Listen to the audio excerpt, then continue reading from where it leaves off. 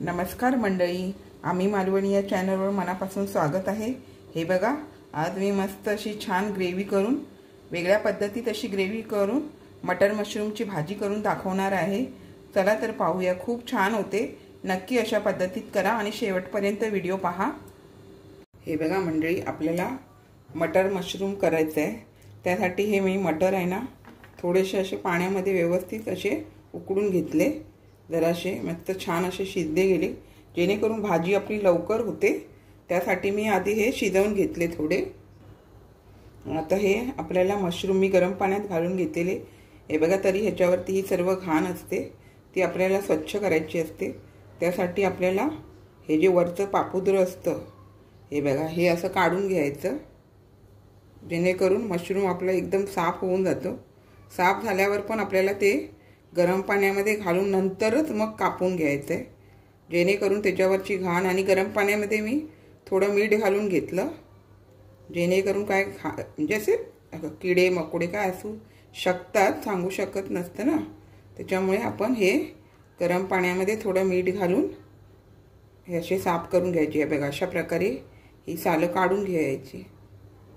आता मी हे अशा प्रकारे हे बघा बाकीची सर्व सालं काढून घेते आणि गरम पाण्यात ठेवते। बघा, असं स्वच्छ करून घ्यायचं, मस्तपैकी छान होतं। आता हे बाकीचे पण मी अशाच प्रकारे करून घेते। आता हे आपण सर्व मशरूम व्यवस्थित स्वच्छ साफ करून घेतले। ह्याचा भाग असतो ना, त्याचं पण साल काढून घ्यायचं आणि आपल्याला आता हव्या त्या आकारामध्ये आपण कापून घेऊया। हे बघा, नाहीतरी ते आळून जातात, बारीक होतात, तुम्ही छोटे मोठे काही केलं तरी। आता हे मी अशा प्रकारे कापते। हे बघा, आता हे मी अशा प्रकारे कापून घेते। बाकीचे सर्व मग आपण भाजी करायला घेऊया। हे बघा, आता आपण सर्व कापून घेतले। त्याच्या आधी आपल्याला ह्यामध्ये लागणारं वाटण तयार करून घेऊया आणि आपण पुढची प्रक्रिया करूया। वाटण करण्यासाठी आपण पहिलं पॅनमध्ये तेल घालून घेतले। तेल गरम झालं ना, तसं आपण हे 2 कांदे घेतले उभे कापून। कांदा नरम होईपर्यंत हे करायचं, लाल नाही करायचं आपल्याला, नरम होईपर्यंत आपण थोडंसं परतून घेऊया। मग त्याच्यामध्ये नंतर टमाटर, आलं लसूण वगैरे घालून घ्यायचं। तर हे थोडं नरम होईपर्यंत आपण परतून घेऊया, थोडा फास्ट करून। हे बघा, कांदा जसा नरम झाला थोडा, आपल्याला ह्यामध्ये हे 2 मोठे टमाटर घेतले, ते घालून घेऊया।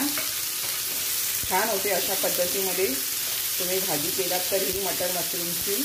त्यामध्ये कांदा खोबऱ्याचं वाटण घालायची गरज लागत नाही, अशा पद्धतीमध्ये करा। आता आपल्याला ह्यामध्ये हाताबरोबर काजू, थोडीशे लसूण पाकळ्या, आल्याचा तुकडा, 5 ते 6 लसूण पाकळ्या आणि एवढासा छोटासा आल्याचा तुकडा आणि 10 काजूचं गर आहे। त्याने जेणेकरून काय माहिती आहे, छान अशी पेस्ट येते काजू वगैरे टाकला तर। आता छान परतून घेऊया। थोडा टमाटर वगैरे जरा नरम होऊ द्यायचा आणि मग हे थंड झाल्यावरती आपल्याला वाटून घ्यायचं। तर हे थोडंसं मी नरम होऊ देते। हे बघा, हे सर्व कांदा, टोमॅटो, आलं लसूण आता छान नरम झाले। आता आपण गॅस बंद करून त्यामध्ये थोडीशी कढीपत्ता आणि कोथिंबीर जराशी घालून, म्हणजे कोथिंबीरचे देठ वगैरे घालून आपण हे थंड झाल्यावर वाटून घेऊया। हे बघा, आता ह्याच पॅनमध्ये आपल्याला हे मशरूम तेलावरती जरा असे परतून घेऊया। आपल्याला म्हणजे भाजी जेणेकरून ना पटकन शिजली जाते, असा प्रकार आधी करून घेतला तर। मटर आधी थोडेसे पाण्यात शिजवून घेतले आणि मशरूम असे तेलामध्ये थोडं हे करून घेतलं, मग ग्रेव्हीमध्ये आपली भाजी पटकन होऊन जाते। आता हे मी थोडंसं असं छान परतून घेते।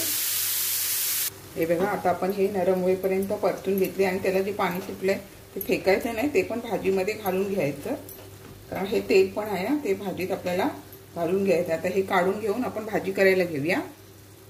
हे बघा, आता आपण ह्या कढईमध्ये तेल गरम केलंय, त्यामध्ये 1 चमचा जिरं आणि 3 तमालपत्र घालून थोडं तडतडू देऊया। हे बघा, जिरं छान तडतडलं तर ती जी आपण पेस्ट केली आहे ती घालून घ्यायची। हे बघा, आता आपण ही ह्यामध्ये पेस्ट घालून घेतली आहे। आता आपण ही व्यवस्थित परतून, यामध्ये आता आपल्याला मसाले पण घालून घ्यायचे। मसाले पण ह्या पेस्टमध्ये छान शिजले गेले पाहिजे। आलं लसूण तर आपण ह्यामध्येच वाटणात वाटलेली आहे ना, त्यामुळे हे बघा हिंग, हळद, लाल तिखट मसाला,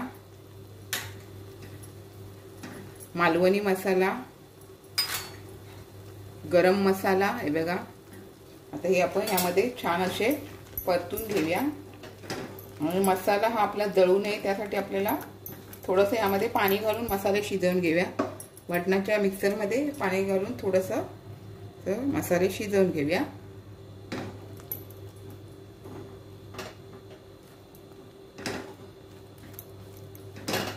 थोडं हे शिजू द्यायचे। बघा आपण आधीच वाटाणे उकडून म्हणजे असे घेतले, शिजवून घेतले, त्यामुळे ते पटकन होणार।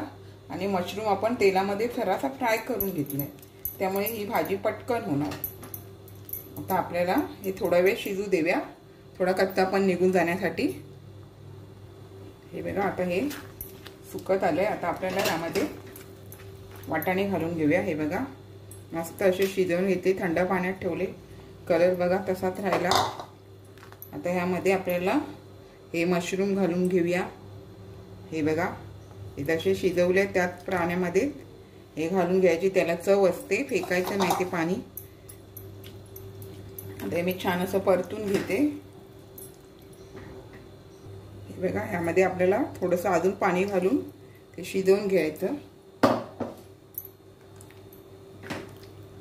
आता हे मी थोडं परतून घेते। हे बघा आता आपल्याला यामध्ये चवीनुसार मीठ घालून घ्यायचंय। आणि ही कस्तुरी मेथी, या अशा भाज्यांना ना मटरच्या तुम्ही वेगवेगळ्या भाज्या करताना त्याला छान अशी चव येते कस्तुरी मेथी। आता मी मूठभर कस्तुरी मेथी घेतली आहे। आणि आता आपण हे सर्व व्यवस्थित असं परतून घेऊया।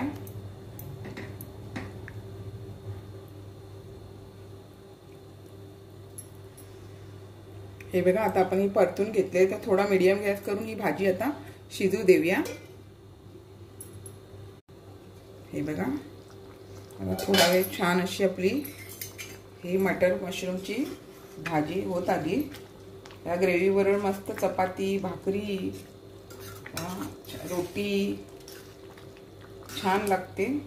आता आपण हे मटर तर आधीच आपले छान शिजले गेलेले आहेत, आधीच आपण उकडून घेतले, त्यामुळे हे बघा छान शिजले गेलेले आहेत। आता फक्त आपल्याला थोडंसं अजून पाणी हे हटायला हवं, त्यामुळे झाकण न ठेवता आता शिजून घेऊया। हे बघा छान अशी आपली ही ग्रेव्हीवाली मटर मशरूमची भाजी तयार झाली। मशरूमला कशी आपली वेगळी चव असते, त्यामुळे भाजीला छान अशी चव येते।